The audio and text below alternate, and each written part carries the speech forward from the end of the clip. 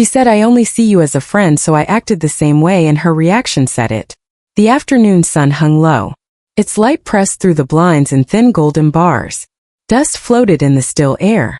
I sat across from her at our usual cafe table. The metal chair felt cold beneath my hands. My pulse thudded in my ears. She lifted her cup with a soft tremble. Her eyes avoided mine. Then she said it. I only see you as a friend. The words hit like a sudden drop in temperature. My throat felt tight. The smell of roasted beans grew sharp and heavy. Phones buzzed around us. Chairs scraped. Life moved. I stayed still. I forced a small nod. I said that it was fine. I said that friendship was enough. My voice sounded calm. Too calm. She looked relieved. Too relieved. When I stepped outside, the street air felt thin. A distant horn echoed. My heart beat slow and uneven. I walked home with heavy strides. I told myself I would match her energy. I would act the same way. No more lingering attention. No more warmth she took for granted. The next day felt strange from the moment I woke. The city outside my window hummed with morning noise. People rushed. Birds called. I rehearsed my plan as I headed out. I balanced my breathing. I set my shoulders firm. When I reached the campus courtyard, she was already there. A breeze scattered leaves across the pavement. She waved at me with her usual bright grin. I offered a simple nod. Nothing more. Her grin faltered. Only for a second. But I saw it. We walked side by side. The trees arched above us with rustling branches. Shadows flickered across the path. She talked about her weekend. I answered with short, neutral lines. No teasing. No soft laughter. No familiar spark. She kept glancing at me. Her fingers twisted the strap of her bag. She stumbled over her words. Her voice carried a quiet edge of frustration. At lunch, she chose a seat across from me. Her chair legs screeched against the floor. Her lips pressed into a thin line. She watched me with narrowed eyes as I scrolled through my phone. She cleared her throat. Once. Twice. Then again. You are quiet today. I am matching your energy. Her eyebrows pulled together. A small pulse jumped in her jaw. She leaned forward. What does that even mean? I shrugged. I see you as a friend. So I behave like one. A flash of something crossed her face. Surprise. Annoyance. Confusion. Maybe all of them at once. She pushed her plate away with a sharp motion. Silverware clattered. The sudden noise made my chest jump. She stared at me. Her eyes were wide and restless. She opened her mouth to speak. No words came out. The cafeteria around us felt too bright. Too loud. Too crowded. Yet somehow I felt isolated inside a bubble of tension. Every sound seemed muffled. Every movement blurred. She stood abruptly. Her chair scraped against the floor with a harsh screech. Several students looked up. She did not notice. Walk with me. Her tone had no room for refusal. I followed her outside. The air hit cooler than before. The sky shifted behind drifting clouds. She stopped under a tall oak tree. Leaves rustled faintly overhead. The smell of damp bark filled the space. She turned to me. Her breaths came fast. Her cheeks flushed with a mix of emotion. Her hands trembled slightly at her sides. You are not acting like yourself. I am acting like a friend. She stared at me with an expression that seemed to sink deeper by the second. A look that pulled something tight inside my chest. She shifted closer. Too close. I felt the warmth of her presence pressing against my cold resolve. Why does this feel wrong? Her voice cracked. Soft. Barely controlled. Maybe because you are not used to the absence of what I gave you, I said. The words left my mouth steadier than I expected.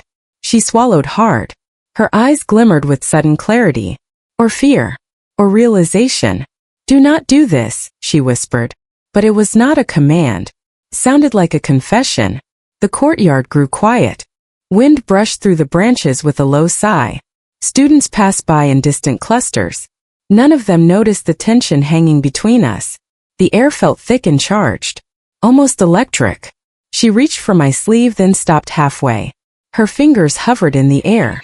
Shaking slightly, she pulled her hand back with a broken inhale. I feel strange, she said. Her voice trembled.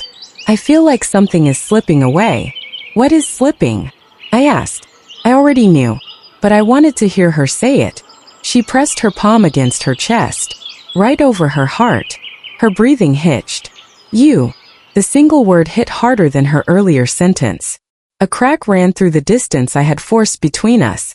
Her body swayed slightly as though the admission drained her balance. Her eyes locked onto mine with raw intensity. Emotion swirled in them like a storm on the verge of breaking. I stepped closer. I felt the shift in the air. She felt it too. Her lashes fluttered. Her breath caught. You said you saw me as a friend, I reminded. My voice came out quiet, measured. I thought I did. She clutched her hands together. I thought it was safe to say that. I thought it would keep things simple. I thought it would protect me. And now? Her shoulders rose and fell with a shaky breath. The tension around her eyes softened. Her voice dropped to a fragile whisper. Now I feel everything I tried to avoid. A long silence stretched between us. Wind swept a few leaves along the ground. Her hair brushed across her cheek as another breeze passed. I watched her fight with her own thoughts.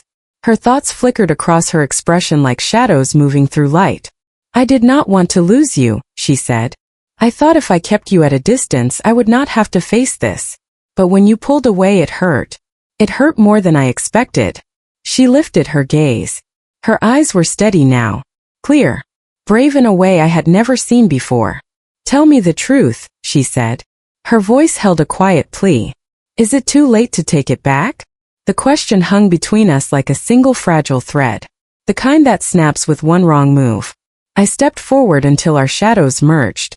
Until I could feel her breath brush lightly against my skin. Her eyes widened as she waited for my answer. I placed a hand gently over hers. Her fingers curled toward my touch with instinctive warmth. No, I said. It is not too late. Her breath finally released. Her shoulders loosened.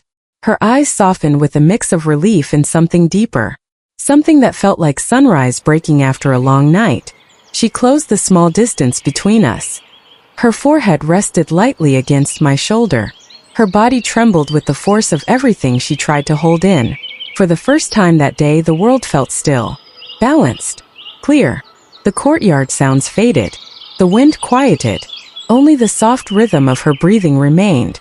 I slid my hand along her back. She relaxed into me with a shaky exhale. We stood like that for a long moment. A moment shaped by truth finally spoken. A moment shaped by the fear of losing something real. And the relief of finding it again. When she pulled back, her eyes shone with new certainty. A certainty she had been running from. A certainty she no longer wished to hide. She took my hand in hers. Her grip was firm. Assured. Warm. We can walk forward together, she said. Her voice carried a gentle steadiness. No more fear. No more confusion. I nodded. A slow, calm nod that matched the quiet steadiness growing inside me. The breeze shifted. Leaves whispered overhead. The sky brightened as clouds drifted apart. We stepped away from the oak tree. Side by side. Matching stride for stride. And for the first time the path ahead felt open. Clear. Inviting. We walked forward with unspoken understanding. With a new beginning resting gently between our joined hands. And with every step, the distance we once created fell farther behind us.